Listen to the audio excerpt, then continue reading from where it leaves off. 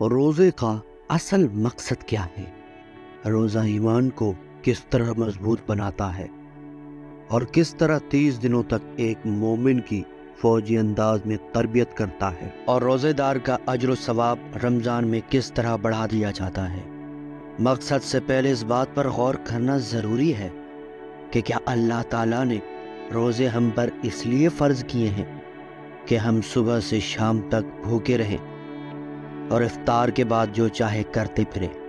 یا زیادہ سے زیادہ 5 نمازیں اور 2 ایک سپارے پڑھ کر ہم یہ سمجھیں کہ ہم نے روزے کا حق ادا کر دیا؟ نہیں، روزے کا مقصد یہ نہیں۔ دراصل اسلام میں روزہ، نماز اور دیگر عبادتوں کا اصل مقصد یہ ہے کہ ایک فرد کی تربیت اس طرح کی جائے کہ اس کی پوری زندگی، اس کا کھانا پینا، اس کا چلنا پھرنا، اٹھنا بیٹھنا، لوگوں سے معاملات کرنا، غرض ہر عمل اللہ کو خوش کرنے کے لیے بن جائے۔ دوسری عبادت نماز، حج، زکوٰۃ میں ظاہری حرکات ہوتی ہیں اور سارا حال سامنے ہوتا ہے، جبکہ روزے کا معاملہ صرف بندے اور اللہ کے درمیان ہوتا ہے۔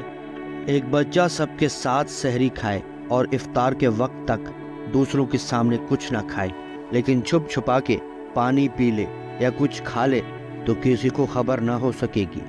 لیکن جو بچہ یا بڑا حقیقت میں روزہ رکھتا ہے، سخت بھوک پیاس میں بھی کچھ کھانے پینے کا خیال تک دل میں نہیں لاتا، ذرا سوچو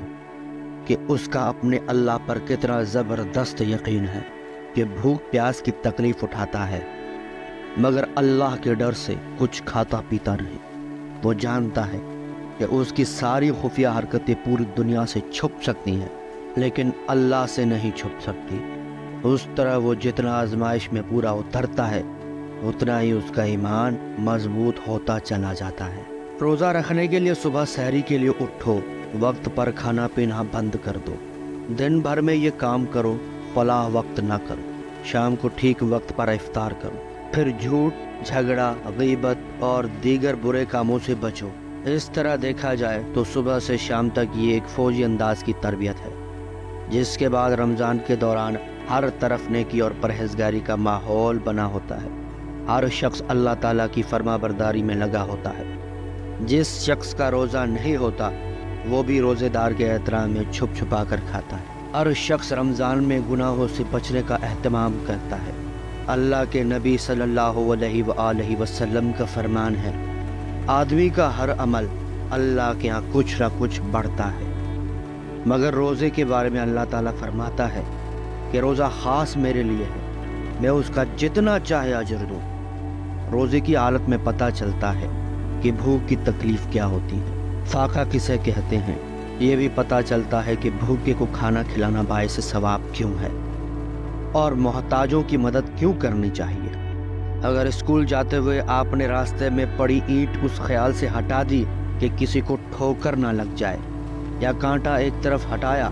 کہ کسی کے پاؤں میں نہ چبھ جائے، یا کسی غریب کی مدد کر دی،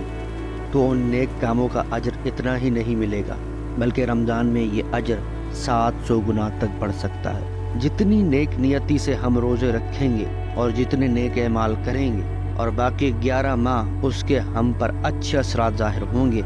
اتنا ہی اس کا بدلہ ہمیں ملے گا، اور اتنا ملے گا کہ جس کی کوئی انتہا نہیں ہوگی۔ رمضان میں پوری کوشش کریں کہ روزے میں بری باتوں سے بچیں، اچھے کام کریں اور اللہ تعالیٰ کو خوش کر کے روزے کے اصل مقصد کو پالیں۔ تمام عالم اسلام کو رمضان کی بابرکت راتیں اور دن بہت بہت مبارک ہو۔